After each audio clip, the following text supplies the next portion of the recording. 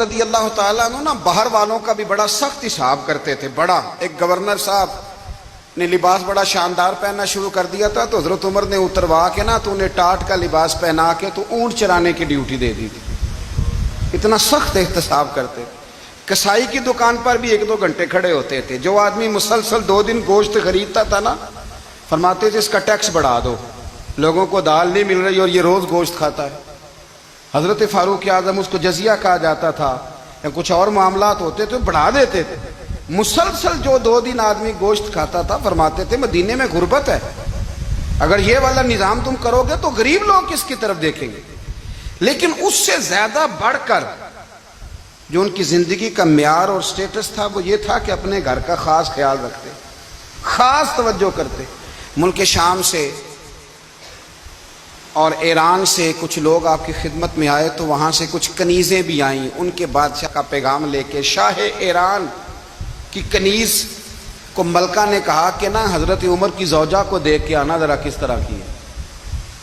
ہمارے ملک میں کیا کہتے ہیں خاتون اول, باقی سارے دوؤں میں خاتون اول.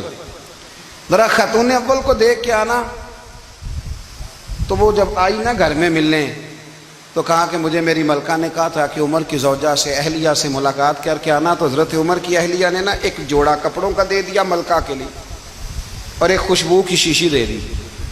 اب جب وہ تحفے وہاں گئے تو اس ملکہ نے نا کچھ سونے کا سامان بھیجا, کچھ زیورات بھیجے, کچھ تحائف بھیجے. جب حضرت عمر کے گھر آئے نا وہ خادم لے کے آیا, اس نے کہا جی آپ کی اہلیہ نے تحفے بھیجے تھے. تو جواب میں شاہ ایران کی بیوی نے یہاں جس ملک کا وہ سفیر تھا انہوں نے بھی یہ بھیجے.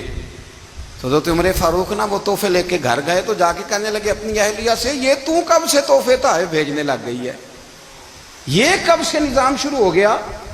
تو کہ حضور تحفہ دینا لینا تو ٹھیک ہے, سنت ہے, محبت بڑھتی ہے, تو یہ کوئی قباحت نہیں, اور میں نے اپنی ذاتی استعمال کے لیے جو چیزیں رکھی تھی وہ میں نے دی ہیں. تو حضرت عمر فاروق رضی اللہ تعالیٰ عنہ فرمانے لگے ہم نے کسی ملک کے ساتھ اور اس کے بادشاہ کے ساتھ ذاتی تعلق نہیں بنانا, تعلق جو بھی بنے گا رسول اللہ کے دین کی برکت سے بنے گا. ذاتی رشتے نہیں ہم نے قائم کرنے. ذاتی آپ کے ملک کی جو ایئر لائن جس کا ہر سال خسارے کا ڈنڈورا پیٹا جاتا ہے نا, وہ ہمارے بادشاہ صاحب اور صدر صاحب اگر غیر ملکیوں کو گھوڑا کبھی بھیجنا ہو نا, گھوڑا, تو پورا ایک جہاز گھوڑا لے کے تحفے میں جاتا ہے.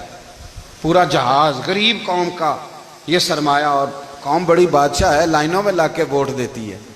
2 کام ہمیشہ لائن میں لگ کے کرنے, ایک بل لائن میں لگ کے جمع کرانا ہے اور ایک ووٹ لائن میں لگ کے, تاکہ پھر پورے 5 سال